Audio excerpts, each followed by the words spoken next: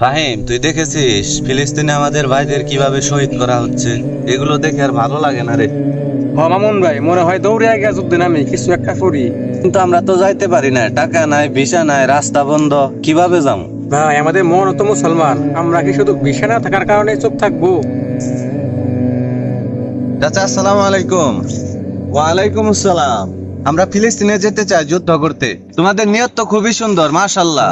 কিন্তু যুদ্ধ শুধু হাতিয়ার দিয়ে হয় না। এখন সব থেকে বড় যুদ্ধ হচ্ছে তোমার নিজের মনকে নিজে ঠিক করা এবং মানুষকে জাগানো। কিন্তু চাচা কিছু না করতে পারলেও তো কষ্ট লাগে। তাহলে নিজের এলাকার মানুষকে বোঝাও, দোয়া করো এবং সাহায্য জোগাড় করো। ফিলিস্তিনে না গিয়েও ফিলিস্তিনের পাশে থাকা যায়।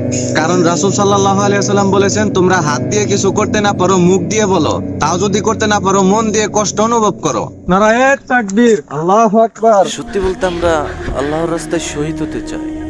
আমরা সব সময় প্রস্তুত আছি। আমাদেরকে আমাদেরকে পাঠানো হোক।